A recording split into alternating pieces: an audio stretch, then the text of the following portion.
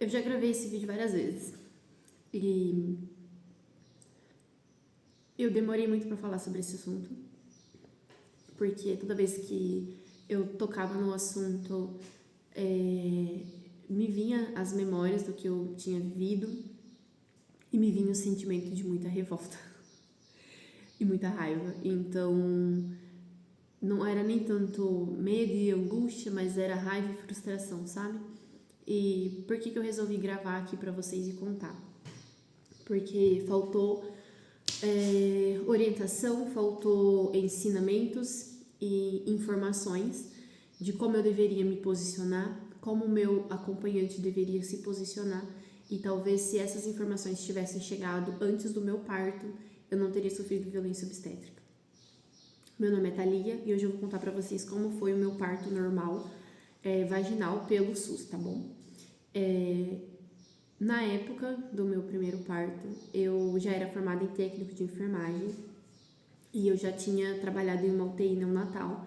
Então, eu já conhecia o hospital onde eu ia ganhar neném e já conhecia até algumas dos profissionais que trabalhavam lá.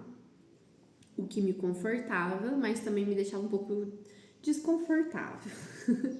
Mas enfim, né? Eu não tinha plano de saúde, porque eu fiz o plano quando eu descobri a gravidez e pelo período de carência não cobria o parto. Então, eu tinha o plano para poder fazer consultas, terapias e tudo mais, mas eu não tinha o plano para o atendimento do parto e ele teria que ser pelo SUS. Por conta disso, eu fiz também o pré-natal no SUS, junto com o plano, para poder já ter indicação, né, e tudo mais, saber o hospital, enfim. Eu busquei todas as informações possíveis para o meu parto.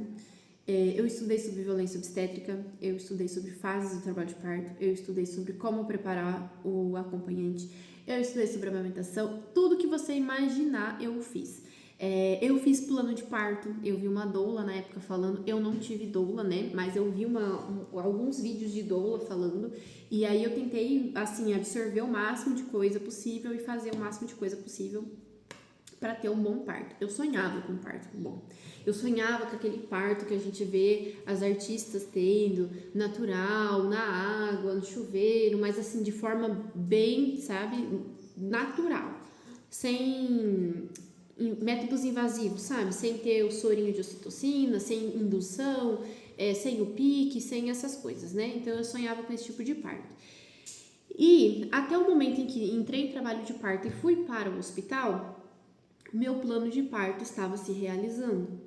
Eu tinha anotado lá que eu queria entrar em trabalho de parto de madrugada, no dia que meu marido estivesse em casa, porque ele trabalhava durante a semana fora, então ele só vinha final de semana e uma vez na semana. Então eu queria que ou viesse final de semana ou no dia que ele estivesse em casa. E aí aconteceu, na madrugada do dia que estava em casa, eu comecei a ter contrações e eu fui de boa. Fui sentindo a contração ali de boa, fiquei deitadinha na cama, era inverno, tava frio, então eu tava ali na minha cobertinha, bem quentinha, falei, ai, vou fazer xixi, mas eu vou voltar. Fui, fiz xixi, voltei e comecei a sentir e fiquei lá bem quietinha. Esquentei meus pés, fiquei confortável, o mais confortável possível e tava lá, sentindo as contrações, vinha, eu só respirava e esperava passar. Por volta de umas 6h30, mais ou menos, eu acordei o marido e falei, olha, acho que estou em trabalho de parto, porque as contrações estão um pouquinho mais frequentes. Elas estavam vindo, demorava, vinha outra, agora tá vindo um pouco mais frequente, né?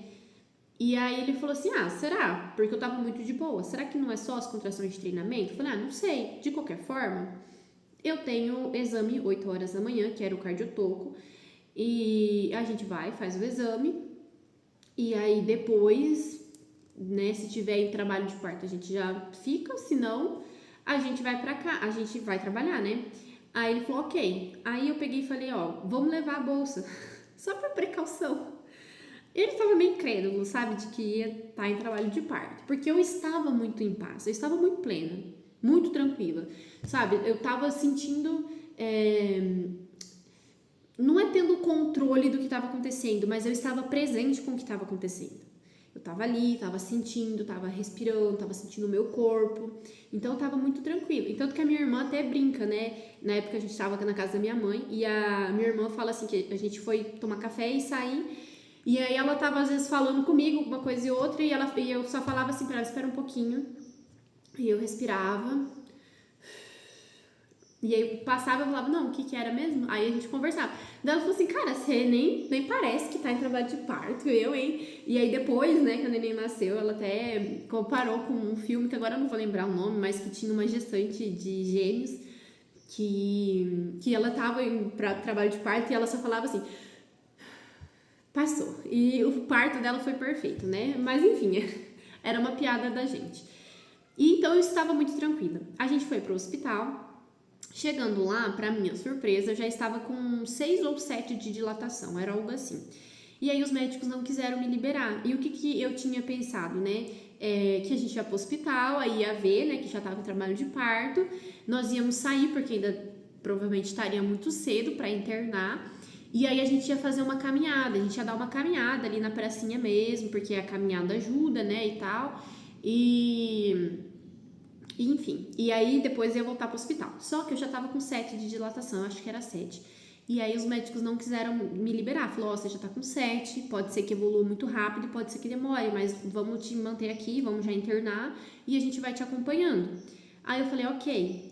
Teve um detalhe, tava em pandemia. Então, ele até falou que eu podia caminhar pelo hospital. Só que tava no meio da pandemia, todo mundo de máscara, aquele caos, sabe? Eu falei, já teve que entrar de máscara. Você pensa em trabalho de parto, já com dor, respirando fundo e tendo que usar máscara. Eu falei, não vou ficar andando no hospital, não. Eu achei meio perigoso, né? Pelo risco, né, de contrair mesmo alguma coisa. Falei, vou ficar aqui quietinha na sala mesmo de parto e tudo bem. Aí eu fiquei um tempão lá, porque o marido foi fazer a papelada, né, de internação, isso demora um pouco. Aí eu fiquei, acho que era a gente chegou 8 horas, eu fui atendida umas 8h30, eu acho que era umas 10h30 hora que ele entrou, ele ficou umas 2 horas lá fora, eu fiquei lá dentro sozinha, não tinha ninguém na sala, eu fiquei sozinha, esperando. Aí nesse tempo sozinha, eu liguei pra minha fisioterapeuta pélvica, a gente conversou, ela falou pra mim fazer alguns exercícios e tal, concentrar na respiração, ficar na bola, se eu tivesse bola ali e tal. E assim, aquela coisa, né, SUS. A bola do Pilates lá que tinha na sala de parto era péssima, ela tava completamente murcha. Você sentava, ela afundava e ficava. Você saía, ficava um buraco. Então, assim, não tinha condições de ficar naquela bola. E ainda eu tentei, ainda coloquei um lençol lá em cima, tentei ficar sentada lá um pouquinho e tal, mas tava bem difícil. E por estar frio, é meio desconfortável você ficar também só com aquele aventalzinho, né? Então eu coloquei o avental e coloquei uma blusa por cima. E aquela coisa, né? O charme do inverno, mas enfim, né? Tava lá. A gente passou a manhã toda lá, veio o almoço, depois eu não consegui comer porque a contração já estava um pouco mais ritmada, mas não estava evoluindo muito. Tipo, estava ritmada, mas o bebê ainda não tinha encaixado, então estava meio assim, né?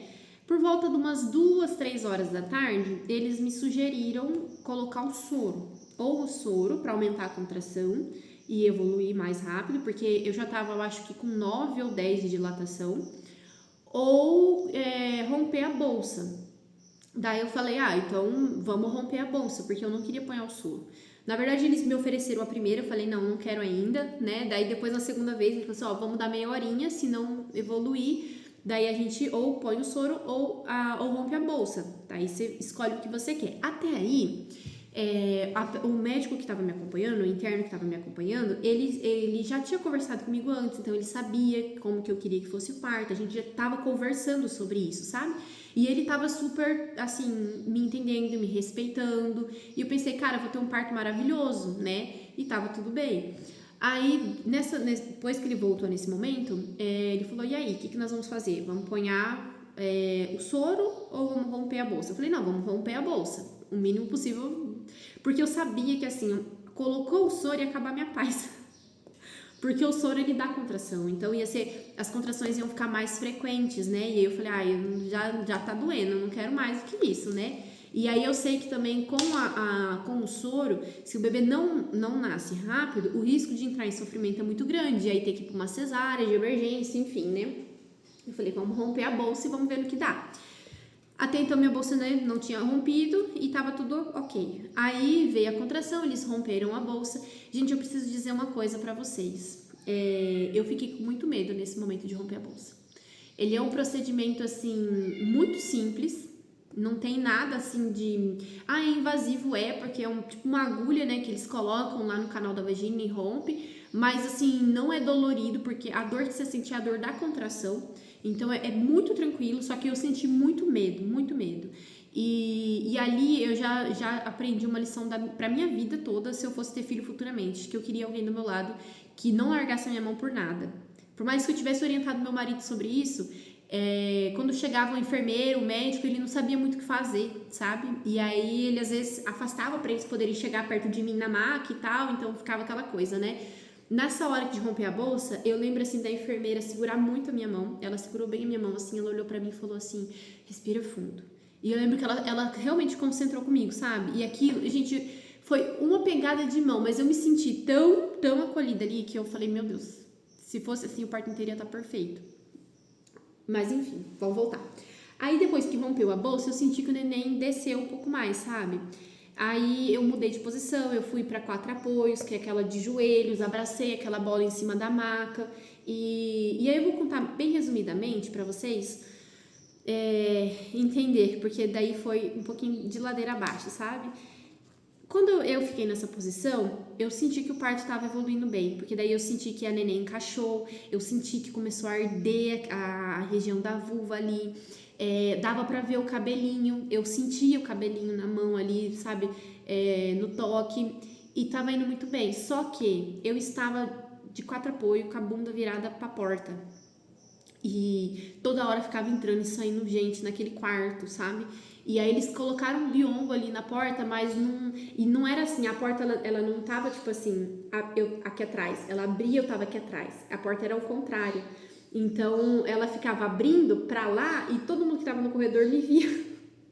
E mesmo com o biombo, tinha uma fresta desse tamanho no biombo ali, então dava pra me ver. E me sentir exposta ali naquela porta já me deixou um pouco envergonhada e eu comecei a ficar insegura, porque eu tive hemorroida na primeira gestação, isso é um assunto que a gente pode falar depois, mas já tinha muita insegurança por ter tido, né, hemorroida na gestação, e eu nem sabia como lidar com aquilo direito, nem tinha falado sobre o assunto direito, e aí de repente minha bunda tá virada lá pra fora, e por mais que eu tivesse com o avental, não cobre a bunda ali direito, e entrando e saindo gente, aquela porta não ficava fechada, e aí aquilo já foi me incomodando, assim, porque eu não conseguia me concentrar, sabe? Eu não conseguia, assim, esquecer tudo que tava lá fora e me concentrar na dor e sentir o bebê, sabe? O que a gente de fato precisa fazer num parto, eu não conseguia.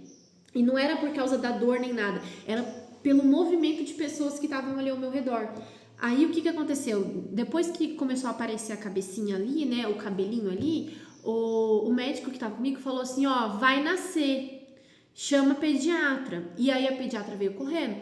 E aí com ela veio um monte de gente, que eu não sei de onde saiu aquele bando de gente lá. Mas entrou tanta gente na sala. E, gente, eu vou ser sincera, eu não tô aqui pra falar mal de profissional, não é essa meu objetivo. E eu sei que muitas vezes o estudante, né, seja de medicina, de enfermagem, do que for, ele olha para o paciente, ele não olha como uma pessoa que tem um monte de sentimento, ele olha como um paciente, um corpo ali que está passando por aquilo e eu quero ver porque eu quero aprender e eu entendo isso. Só que a gente tem que ter um pouco de sensibilidade nisso, porque não é um corpo que você está ali aprendendo, é uma pessoa. É uma pessoa que tem sentimentos, é uma pessoa que tem medos, é uma pessoa que tem inseguranças e é uma pessoa que talvez não gostaria de estar sendo exposta daquela forma. Ninguém gosta de ser exposto dessa forma. E aqui que eu falei que faltou um pouco de informação, porque não foi uma violência assim aberta, sabe? Com cara de violência. Foi muito discreto, porque era um hospital escola, então é normal os alunos entrarem para ver. Só que não é normal a minha privacidade ser invadida dessa forma. Não é normal a minha intimidade ser escancarada dessa forma, entende? Eu tive uma violação da minha privacidade. Eu já não estava me sentindo bem, já estava me sentindo exposta e de repente encheu de gente. E por que eu tô falando? Isso, né? Já eu ouvi gente falando assim, Thalia, mas isso é exagero, é normal isso acontecer. Pode ser normal pra qualquer pessoa, pra mim não é. Eu não acho normal. Você acha que é normal? Vou usar um outro exemplo bem chulo, mas você acha que é normal você fazer cocô com a bunda virada pra rua? Todo mundo vendo tua bunda?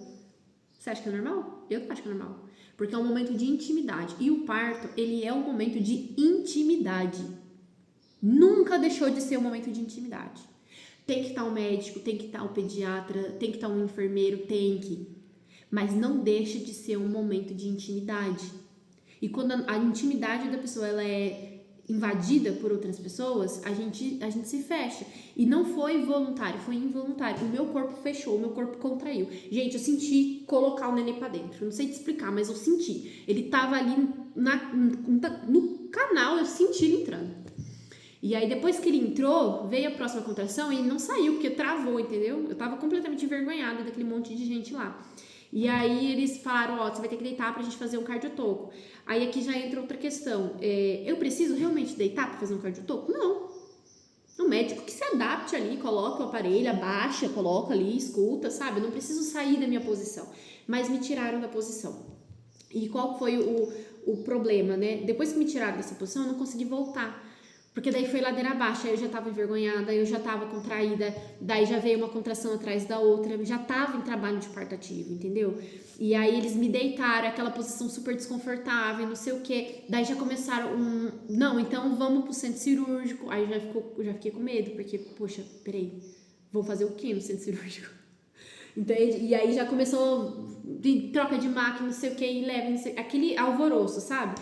Daí eu já me perdi onde eu tava, o que eu tinha que fazer. Eu só fui, sabe, só fui indo, eu não consegui mais falar, ninguém me perguntava mais nada, só tava ali, sabe, sem saber o que fazer. Aí chegou lá no centro cirúrgico, me colocaram na posição com as pernas abertas, né? E aí foram falando, faz força, não sei o que. E ali aconteceu um outro momento que também me marcou muito, que depois de algumas contrações, eles falaram, a gente vai... você fez tudo que você podia, agora a gente vai ter que intervir e eu vou fazer uma anestesia aqui, vou fazer um cortezinho ali no períneo.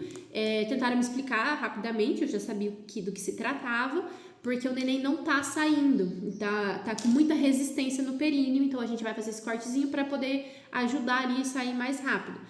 Daí não tinha nem o que falar, porque eles falaram assim, até aqui a gente concordou com você, a gente foi no seu tempo, mas agora a gente vai ter que intervir, né? E não me deram opção, né? Só falaram dessa forma. E aí eu lembro claramente, assim, ele fez a anestesia, aí eu tava com muito medo de fazer a força e doer realmente, porque tava doendo já. Mas era mais um medo do que realmente a dor, sabe? E aí ele falou assim, olha, na próxima contração, testou, né, a anestesia, na próxima contração a gente vai fazer o corte. Daí eu falei assim, espera, deixa mais uma contração pra mim tentar fazer a força. Se não vir nessa contração, aí você pode fazer o corte. Aí eles falou, tá bom. Aí veio a contração. Aí eu fiz a força, dei tudo de mim. Aí o neném nasceu. Aí depois que nasceu, foi pro meu colo, daí a gente fez a hora de ouro e tudo mais. Isso aí eu posso detalhar mais em outro vídeo para não ficar muito longo. Mas aí depois, eles falaram assim, deu uma rasgadinha, lacerou um pouquinho, e aí a gente vai fazer uns pontinhos e aí você já vai estar liberada. Eu falei, tá bom. Aí eles deram os pontinhos, tal, normal, eu achei ele ok. E fui pro quarto depois com a neném, enfim. No outro dia, a hora que foi passar o plantão, a menina falou assim, olha, teve o corte, teve a pique, a epísio, né? Eu olhei assim e falei, não teve epísio, foi normal sem epísio. Daí ela falou assim, certeza, porque que tá escrito que teve? Aí o Caio olhou assim pra mim e falou assim, amor, cortaram. Gente, aqui eu não sei explicar, mas eu lembro até hoje da sensação. Sabe quando te dá uma notícia muito ruim que você fica assim, sem chão? Aquilo foi tirar o meu chão. Porque tudo que eu não queria na minha gestação era ter passado por um epísio. E eu pedi pra não fazer epísio. Eu entendi que se fosse necessário, tava ok. Mas eu pedi que naquela contração não fizesse. Pra esperar uma contração. E não adianta falar assim, Thalia, mas a contração... A contração não dava nem 1 minuto entre uma contração e outra, era segundos, de tão ritmada que ela tava. Então 30 segundos não ia fazer tanta diferença, sabe? Mas eles não simplesmente fizeram. E eu me senti completamente violada, porque eu falei que eu não queria e fizeram. E eu entendo, né, o lado médico, mas não entenderam o meu lado como paciente, como mãe, como mulher. E aquilo, assim, me magoou muito, sabe? Porque depois, quando eu falava sobre o assunto, as pessoas, tipo assim, não validavam. Ai, mas que insignificante. Mas não é. E eu trouxe consequências disso, de me sentir assim, a minha voz não tem valor, porque o que eu falei não foi ouvido. Então eu não tenho credibilidade para falar. Eu me senti insegura de me posicionar, sabe? Eu me sentia incapaz, porque eu não consegui ter um parto normal do jeito que eu queria. Eu me senti muitas coisas. Eu senti assim, não tinha nada a ver com a neném, mas eu senti uma tristeza tão profunda, era como se eu tivesse de luto, assim, sabe? E eu não sei nem como explicar em palavras o que eu tava passando. E talvez você se sinta assim também, porque a gente não consegue controlar tudo que vai acontecer, mas a gente consegue prevenir algumas coisas de acontecer. Eu não gosto muito de usar o termo e se, porque fica uma incógnita, sabe? E se? Mas por muito tempo eu questionei, sabe? E se eu tivesse tido mais informação? E se eu tivesse me posicionado, ou se eu tivesse preparado o meu acompanhante para na hora que entrou aquele monte de gente, ele falado assim, ó, não quero esse monte de gente aqui, pode sair todo mundo, vai ficar só quem é essencial. Quem é essencial? O pediatra, o doutor que está acompanhando e uma enfermeira. O resto não é essencial. No máximo o técnico ali para auxiliar, entendeu? O resto não é essencial, os estudantes podem sair. Ele podia ter falado. É direito. Eu tenho direito de não ser violada dessa forma, de não ser exposta dessa forma. Ah, mas é um hospital escola. Tô nem aí que é um hospital escola. Ah, tem que ter uma pessoa? Então um aluno, que seja. Um aluno ali não ia fazer diferença. Igual estava o interno que estava acompanhando e a médica superior a ele. Não ia fazer diferença. Agora colocar 10 pessoas estranhas dentro de uma sala para ficar vendo assim, ó, o que tá acontecendo lá embaixo, gente, isso aí é desumano. Eu me senti um bicho exposto. Entende? Então, o e se fica percorrendo, sabe? E o que eu aprendi com isso? Quando a gente tem informação dos nossos direitos, quando a gente tem informação do que a gente quer que aconteça no nosso parto, e quando a gente prepara também o acompanhante para estar ali presente, para entender tudo que vai acontecer. Por exemplo, lá na sala de parto, ele poderia ter falado, ei, não corta ainda, ela pediu para esperar mais um, espera mais um. Ah, mas não, espera mais um. Aí, pronto, acabou. Agora na próxima você pode fazer, entendeu? Nem que fosse assim, sabe? Mas instruir também. E eu não tô querendo achar culpado de nada, gente, não é nada disso. Mas eu tô falando assim que às vezes a gente já vem com muitas inseguranças para o parto. E chega no parto, no momento ali, a gente não sabe o que se fazer direito, o que falar direito. A gente esquece muitas coisas, porque é real que a gente entra na partolândia e a cabeça simplesmente para de funcionar. Só que é importante a gente ter alguém que vai nos direcionando. Ó, força, você consegue, vamos lá, tô com você. E alguém que vai te defendendo também, ó, não é pra isso acontecer. Não é pra fazer assim. Sabe, alguém que vai cuidando de você. Então, o que eu deixo de mensagem aqui pra vocês hoje meu parto teve sim esses momentos que foram desagradáveis. E o meu bebê nasceu muito saudável, graças a Deus. Mas ele ter nascido saudável não anula o fato do que eu vivenciei. E não anula o fato de que as cicatrizes daquilo percorreram muito tempo na minha vida, sabe? Eu levei por muito tempo isso. Então, eu não desejo isso pra vocês de maneira nenhuma.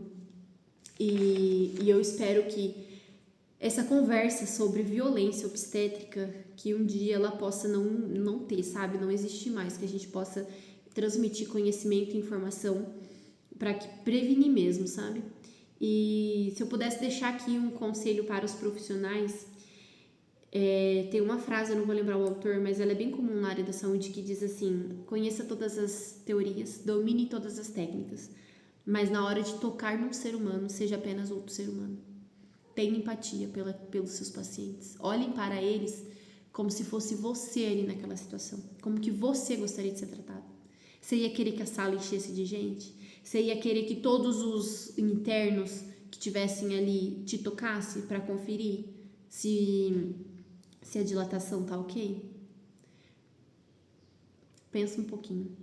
E se você chegou até aqui, inscreva-se no canal, compartilha com alguma gravidinha que está aí se preparando para o parto.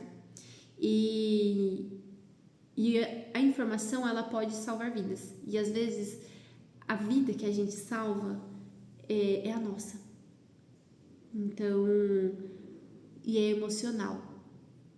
Então, compartilhe essa informação com o máximo de pessoas que vocês puderem, que a gente tenha partos mais respeitados, que a gente tenha a nossa voz ouvida e que a gente saiba se posicionar, nem que seja antes de entrar lá, preparar a pessoa que vai acompanhar a gente e que a gente consiga ser mais protagonistas dos nossos partos e viver essa experiência, porque quando ela é vivida de forma respeitosa, eu posso falar com propriedade. Eu vivi uma segunda gestação, um segundo parto, e foi completamente diferente. E eu sinto um prazer e uma alegria imensa de ter passado por essa segunda gestação, justamente porque eu senti que aquilo que aconteceu que me chateou no meu primeiro não foi o que me definiu pelo resto da minha vida. Então é isso, fiquem bem.